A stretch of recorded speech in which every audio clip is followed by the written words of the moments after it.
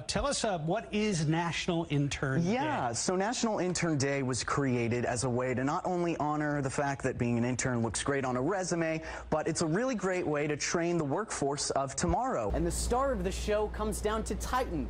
He's the emotional support animal that's been helping out at the station for about a year. Here at the South Texas Blood and Tissue Center, as you can see behind me, we have almost fully stocked donations for the front.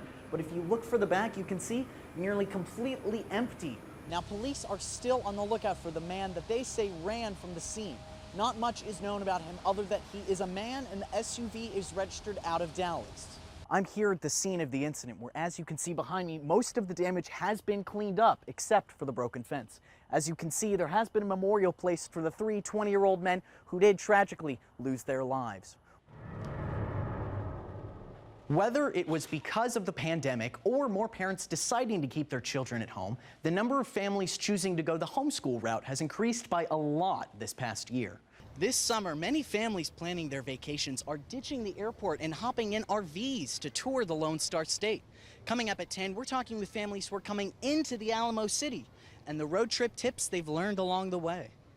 Once again, medical professionals highly recommend that you go see a specialist if you've had COVID-19 and you don't feel like your lung capacity is where it was before.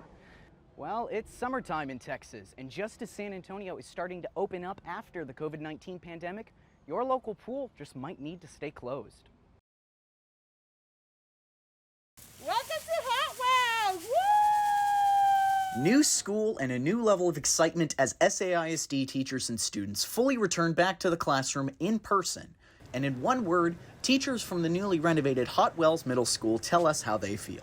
Ecstatic. Pretty happy, actually. Come on down, come on down. Excited! I'm feeling ready. With almost all SAISD students back in the classroom. Valerie Urabas, mom to 7th grader at Hot Wells, says her daughter does much better in the classroom, but she's still hesitant with COVID-19 cases spiking. Just hopefully the rise of the COVID doesn't get them sick, but they have their mask on and hopefully they stay okay. SAISD Superintendent Pedro Martinez says despite Governor Abbott's law against mask mandates, he feels pretty confident in students safely returning back to the classroom. Over 99% of our families have opted in to have their children wear masks. I've asked my staff to wear masks.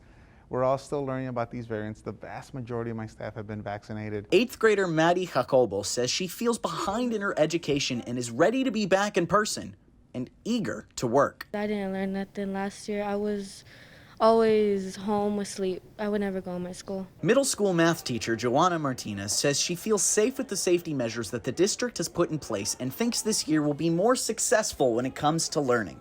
I feel like we can get pretty close to normal, especially when it comes to collaboration in the classrooms and having students just get to work with each other again instead of staring behind a screen.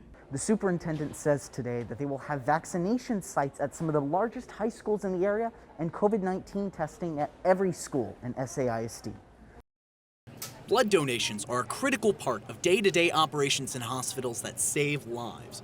But recently, San Antonio is seeing an increased need for blood donations, but a decrease in donors. Here at the South Texas Blood and Tissue Center, as you can see behind me, we have almost fully stocked donations for the front. But if you look for the back, you can see nearly completely empty. The center currently has 200 bags of supply, but that's not even enough to cover demand for the rest of the day. James Randall is the Senior Director of Donor Services and Planning Operations at the South Texas Blood and Tissue Center. He says the pandemic has stopped many donors from giving, and lifting restrictions is only making things worse. Summertime is upon us. People have other things to do. And so the COVID restrictions have lifted, we've seen the masks have come off, and people are out and about doing things. Supply from these centers can be life-saving for people like Laura Burris. In 1983, she and her family were involved in a severe car accident while living in Georgia. Her mother was killed during the crash, and Burris was left with a concussion, broken bones, cuts all over her body, and a left arm that almost needed to be amputated. Fortunately, she was able to receive a transfusion that saved her arm and her life. I know that I'm here today, talking to you today, because of the donations of donors at that time and place. Today, Burris has been spending the rest of her life donating blood with that same arm she nearly lost. She believes donating blood is one of the best things you can do to make a difference in someone else's life. So knowing that my donation could help offset the bad times in someone else's life how could I say no? Devan Karp, KSAT 12 News. These poor families have to go on without their kids. Can't even imagine. And it could have been stopped if the city would have done something. Tragedy unfolded late last night when a drunk driver crashed into the backyard of a house on the corner of Babcock Road and Clear Rock Drive. The San Antonio Police Department says the vehicle was speeding northbound until it lost control on the road and hit a rock, flipping the car into an oak tree on the property where it faced the road it once traveled down. As family members gathered to mourn the loss of the victims, the anonymous homeowner says this is the third crash to happen on his property in the last 11 years. I can be here in the evening sometimes on the weekends and I hear screeching and it's just somebody that's taking that curb too fast. And I'm just kind of waiting to see if I'm going to hear something worse. Unfortunately, this was the time when something was worse. When the crash happened, the homeowner, who we'll call Joe, immediately ran to the front of his house out of habit after the first crash he experienced in 2012. I mean, the truck was literally feet away from hitting her room, and her bed is right up against the wall. This is the third and only fatal crash that has happened on Joe's property. According to him, his neighbors have had 6 crashes come through their yard.